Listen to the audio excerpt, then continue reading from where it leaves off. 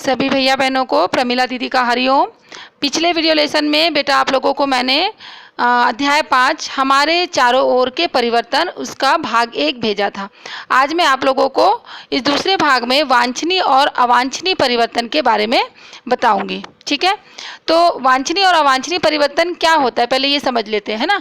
तो कुछ परिवर्तन कैसे होते हैं, प्राकृतिक होते हैं, और कुछ परिवर्तन उपयोगिता के आधार पर मनुष्यों के द्वारा किए जाते हैं। ठीक है, जैसे आपको उदाहरण बता रही हूँ, दूध से दही का बनना, भोजन का बनना, गोबर से खाद का बनना, फलदार पौधों की वृद्धि एवं फूलों का खिलना। उपरोक्त परिवर्तन हमारे लिए उपयोगी हैं एवं प्रसन्नता देते हैं। अतः ऐसे परिवर्तन जो मनुष्य के लिए उपयोगी होते हैं वो क्या कहलाएंगे, वांछनीय परिवर्तन कहलाएंगे।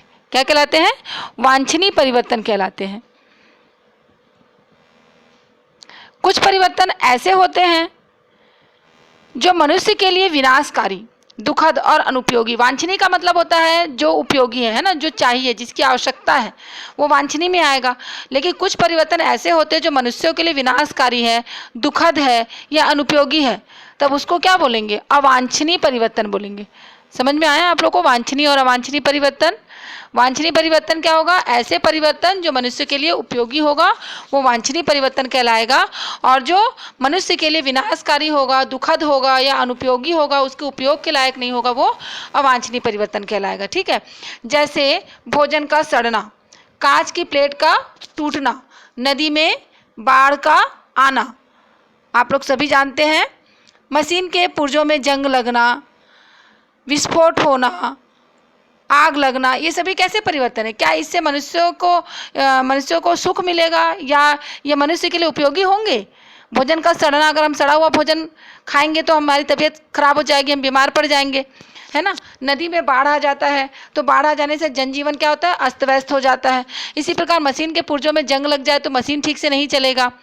विस्फोट होना, तो इस तरह से क्या हो रहा है, ये जितने परिवर्तन हैं ये मनुष्य के लिए दुखद होते हैं, विनाशकारी होते हैं, इसलिए इनको अवांछनीय परिवर्तन कहते हैं। ठीक है, जबकि इसके पहले मैंने जो आपको उदाहरण दिया था कि दूध से दही का बनना, भोजन का बनना, गोबर से खाद का बनना, फलदार पौधों की वृद्धि बताया, फूलों का खिलना, ये सभी परिवर्तन मनुष्य के लिए उपयोगी होते हैं और मनुष्य को सुख और प्रसन्नता प्रदान करते हैं, तो वो वांछनीय परिवर्तन कहलाते हैं। ठीक, कुछ परिवर्तन ऐसे भी होते हैं जो मनुष्य के लिए एक दृष्टि में एक समय तो वांछनीय है, परंतु दूसरी दृष्टि में वो अवांछनीय भी। अर्थात यहाँ पर दोनों बात कह रहे हैं हम कि एक समय पर क्या है, वह अवांछनीय है और दूसरे समय पर वांछनीय है। मनुष्य के लिए ही एक टाइम पर वो वांछनीय है और दूसरे टाइम पर हम उसको अवांछनीय बोल रहे हैं। तो यहाँ पर एक सारणी आपको दिखा रही हूँ, ये देखिए, यहाँ पर आपको कुछ उदाहरण दिखाई दे रहे होंगे, जैसे लोहे में जंग का लगना, है ना। अगर हम प्रथम दृष्टि में देखें तो लोहे में जंग का लगना क्या मनुष्य के लिए उपयोगी या वांछनीय में आता है, अवांछनीय में आता है। क्यों, क्योंकि लोहे में अगर जंग लग जाए तो लोहा तो बेकार हो जाता है ना। अगर आप इसको दूसरी दृष्टि से देखें तो प्रकृति संतुलन में तत्वों के चक्रण के लिए वांछनीय भी है। ठीक है, तो इस प्रकार क्या होगा, एक टाइम पर ये मनुष्य के लिए उपयोगी है तो दूसरे टाइम पर ये मनुष्य के लिए अनुपयोगी हो जा रहा है। तो ये लोहे में जंग का लगना। दूसरा देखिए, रेशम का बनना। रेशम का बनना क्यों वांछनीय है, क्योंकि हम कपड़े जो पहनते हैं, है ना, वो रेशम के धागों से बनते हैं। रेशम कीट पालन के द्वारा रेशम कीट पालन किया जाता है और फिर उससे तो ये वांछनीय में आ गया। परंतु अगर प्राकृतिक असंतुलन, रेशम कीड़े के नष्ट होने से वो क्या हो जाएगा, अवांछनीय हो जाएगा। चमड़े की वस्तुओं का बनना, ये भी वांछनीय में आता है। लेकिन अगर दूसरी दृष्टि में देखें तो जानवरों के चमड़ों से प्राप्त करने से उसकी क्या हो जाती है, मृत्यु हो जाती है। जानवरों के जो चर्म होते हैं, चमड़े जो होते हैं जानवरों के चर्म से प्राप्त होते हैं ना, जिसके कारण से उनकी मृत्यु के कारण जो प्राकृतिक असंतुलन है वो इस कारण से अवांछनीय में आ गया है। फिर प्लास्टिक की वस्तुओं का बनना, तो प्लास्टिक को तो सभी जानते हैं कि कितना वांछनीय और कितना अवांछनीय है। हल्की होती है, गुणों में उपयोगी होने के कारण हम सभी उसको बहुत सरलता से सहज समझते हैं, इसलिए उसका उपयोग करते हैं। लेकिन आप प्लास्टिक के वातावरण से जो नुकसान पहुंचता है प्लास्टिक के द्वारा, उसके बारे में भी जानते हैं, तो एक तरह से ये अवांछनीय भी है। फिर नदी में बाढ़ का आना, तो नदी में जब बाढ़ आती है तो जनधन की हानि हो जाती है। तो जनधन की हानि होना अच्छी बात तो है नहीं, मनुष्यों के लिए दुखद ही है, विनाशकारी है, तो ये अवांछनीय है। परंतु बाढ़ से भूमि के उपजाऊ होने के कारण वो वांछनीय भी है। तो यहाँ पर इस सारणी में आपको क्या पता चल रहा है कि एक टाइम पर कुछ ऐसी घटनाएं मनुष्य के लिए वांछनीय है तो दूसरी तरफ वह मनुष्य के लिए अवांछनीय भी है। ठीक है ना। तो दूध को फाड़ना, एक वांछनीय रासायनिक परिवर्तन है, क्योंकि इस प्रक्रिया में दूध से पनीर बनाया जाता है। परंतु दूध का फटना, देखिए फाड़ना और फटना दोनों शब्द पर थोड़ा ध्यान देना। मैंने क्या कहा, दूध को फाड़ना, और दूसरा वर्ड लिए दूध का फटना। पहला जो बोला दूध को फाड़ना, ये एक वांछनीय परिवर्तन है, वांछनीय रासायनिक परिवर्तन। मनुष्य क्या करता है, दूध में ऐसे पदार्थ डालकर दूध को फाड़ता है जिसके पश्चात दूध से क्या बनता है, पनीर बनता है। तो यह उसके लिए वांछनीय परिवर्तन हो गया। लेकिन यदि दूध अपने आप फट जाए तो वह एक अवांछनीय परिवर्तन होगा। क्यों? क्योंकि यदि दूध को देर तक गर्म नहीं करेंगे तो जीवाणुओं की संख्या उसमें बढ़ जाएगी और दूध जो है वो दूषित हो जाता है, दूषित होकर के वो फट जाएगा, तो वो क्या हो जाएगा, खराब हो जाएगा और वह उसके लिए हानिकारक भी होगा। तो आजकल दूध को दूषित होने से बचाने के लिए विशेष प्रौद्योगिकी अपनाई जाती है। दूध को उच्च ताप तक गर्म करके तुरंत क्या कर दिया जाता है, उसको ठंडा कर दिया जाता है। इसको ध्यान से सुनना, दूध को बहुत ज़्यादा ताप पर, उच्च ताप तक गर्म करते हैं और फिर उसको तुरंत ही ठंडा कर दिया जाता है। इस प्रक्रिया में दूध को दूषित करने वाले जो जीवाणु वो क्या हो जाते हैं, मर जाते हैं, है ना। जब बहुत तेज़ ताप में दूध को गर्म करते हैं और फिर उसके बाद उसको ठंडा करते हैं तो दूध में जो जीवाणु होते हैं, जो दूध को खराब करते हैं, वो जीवाणु मर जाते हैं और दूध क्या हो जाता है, पाश्चुरीकृत हो जाता है। इस विधि को बोलते हैं पाश्चुरीकरण। क्या कहते हैं, पाश्चुरीकरण, ठीक है।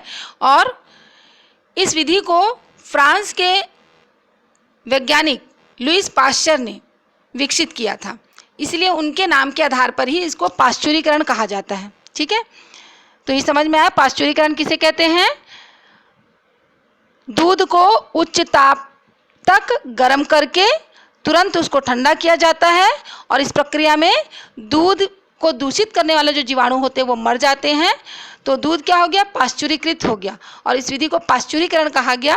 इस विधि को फ्रांस के वैज्ञानिक लुईस पाश्चर ने विकसित किया था, इसलिए उनके नाम के आधार पर इस विधि का नाम पाश्चुरीकरण रखा गया है, ठीक है। नीचे और भी आपको परिवर्तनों के उदाहरण दिए गए हैं, वांछनीय और अवांछनीय परिवर्तनों के। देखिए इस सारणी में आपको वर्षा का होना, वनों की कटाई, नदी के पानी की दिशा में परिवर्तन करके बांध बनाना, गोबर का खाद में परिवर्तन, खाद्य पदार्थ का दूषित होना, मछलियों की संख्या में वृद्धि, कारखानों से धुएं का निकलना। आप स्वयं सोचिए कि इसमें से वांछनीय परिवर्तन कौन सा है और अवांछनीय परिवर्तन कौन सा है और उसके कारण भी लिखिए, है ना। आपको वांछनीय और अवांछनीय परिवर्तन मुझे उम्मीद है कि आप लोग को अच्छे से समझ में आ गया होगा। आपको बता दूं, वांछनीय परिवर्तन मनुष्य के लिए उपयोगी होते हैं और अवांछनीय परिवर्तन मनुष्य के लिए अनुपयोगी परिवर्तन अवांछनीय परिवर्तन में आता है, ठीक है। अब इसके बाद है भौतिक और रासायनिक परिवर्तन। तो बड़े चौक के टूटने पर उसके टुकड़ों की लंबाई में कमी हो जाती है। आप चौक तो जानते हैं, हम लोग जो ब्लैक बोर्ड में लिखते हैं वो चौक, है ना। तो बड़े चौक के टूटने पर क्या होगा, जब वो टूट जाएगा तो एक समय पर वो बड़ा था, तो मान लीजिए वो 5 सेंटीमीटर का है, तो जब वो टूटेगा तो क्या वो 5 सेंटीमीटर का ही रहेगा, क्या नहीं रहेगा ना। तो उन टुकड़ों की लंबाई में कमी हो जाएगी, परंतु उनके रंग में कोई परिवर्तन होता है, नहीं होता है। अगर सफ़ेद रंग का चौक है, आजकल तो कलर वाले भी चौक मिलते हैं जिससे हम लोग बोर्ड में कलर वाला चित्र बनाते हैं, है ना। लेकिन जनरली हम लोग कौन सा यूज़ करते हैं, सफ़ेद रंग का चौक यूज़ करते हैं। तो यदि वो चौक 5 सेंटीमीटर का तो टूट गया तो उसकी लंबाई कम हो गई, परंतु उसके रंग में कोई परिवर्तन आया क्या, नहीं आया, ठीक है। इन टुकड़ों का उपयोग हम बड़े चौक के समान ही कर सकते हैं, छोटे टुकड़ों से भी हम उसी प्रकार काम ले सकते हैं जैसे हमने बड़े टुकड़े से किया था। इसी प्रकार चौक से श्यामपट्ट पर लिखते समय भी चौक के छोटे छोटे कण नीचे गिरते हैं, है ना, पाउडर के रूप में। जब हम लिखते हैं और डस्टर से जब हम मिटाते भी हैं तो क्या होता है, चौक के जो कण होते हैं, छोटे छोटे पाउडर के समान जो कण होते हैं वो नीचे गिरने लग जाते हैं। यदि इनको उठाकर थोड़ा इसमें पानी मिला दिया जाए और उसको सुखा दिया जाए तो हम उसको पुनः चौक के समान उपयोग कर सकते हैं। तो इस क्रिया में चौक के बाह्य रूप में परिवर्तन हुआ, किंतु कोई नया पदार्थ बना, कोई भी नया पदार्थ नहीं बना, है ना। चौक का ही जो पाउडर था उस पर हमने पानी मिला करके उसको सुखा दिया तो फिर से हमको वो चौक के रूप में मिल गया। यानी हम जो कार्य बड़े वाले चौक से ले रहे थे वही कार्य हम उन टुकड़ों से भी ले रहे हैं। यहाँ पर कोई नया पदार्थ नहीं बना है। आप यह भी जानते हैं कि यदि बर्फ़ को खुले वातावरण में रख दें तो वातावरण के ताप से बर्फ़ क्या हो जाता है, पिघलकर जल बन जाता है। लेकिन जब जल को गर्म करते हैं तो जल किस रूप में बदल जाता है, जल वाष्प के रूप में बदल जाता है, जैसा कि आपको इस चित्र में दिखाई दे रहा है।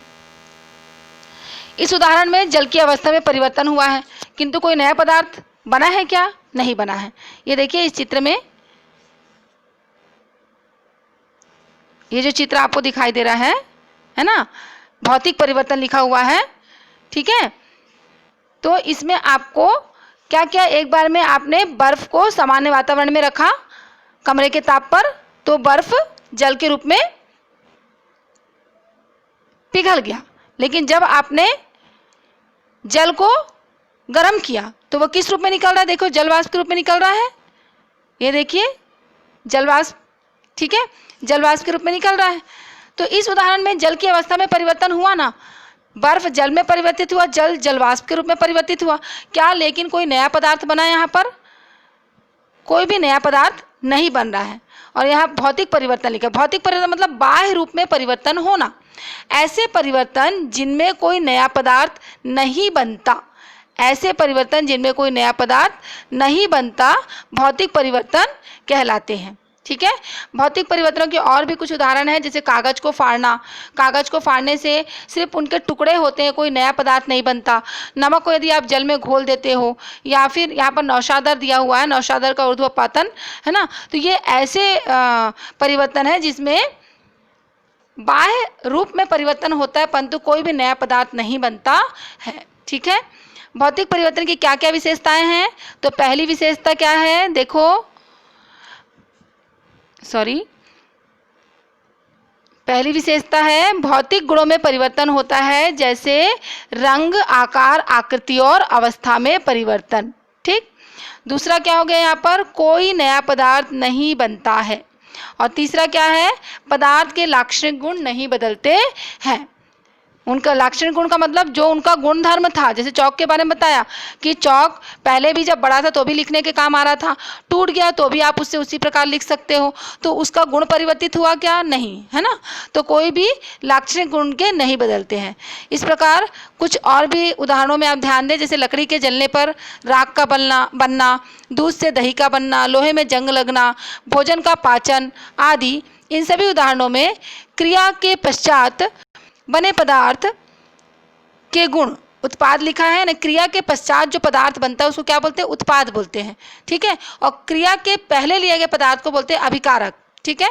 तो ये जो जितने भी उदाहरण आपको बताया कि लकड़ी के जलने पर क्या बना, राख बना, तो क्रिया के पहले क्या है, लकड़ी है आपके पास, और जब क्रिया हो गई, जब आपने जला दिया, तब उसके बाद आपको क्या मिला, राख मिला, तो लकड़ी क्या होगा, अभिकारक होगा, और राख क्या है, उत्पाद। यानी क्रिया के पहले जो आपके पास पदार्थ होता है वो अभिकारक कहलाता है, और क्रिया होने के बाद जो पदार्थ आपको मिलता है वो उत्पाद कहलाता है।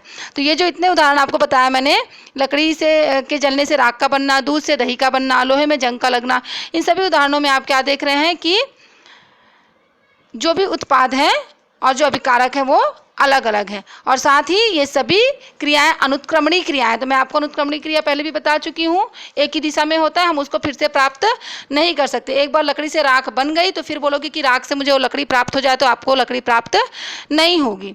दूध से दही बन गया, दही से आप बोलोगे कि मुझे वही दूध फिर से प्राप्त हो जाए, तो वो नहीं होगा, ठीक है। तो यहाँ पर आपने कौन से परिवर्तन के बारे में पढ़ा, भौतिक परिवर्तन के बारे में पढ़ा, ठीक है। अगले लेसन में मैं आपको और भी परिवर्तन है उसके बारे में बताऊंगी और कुछ क्रियाकलाप के बारे में बताऊंगी। धन्यवाद।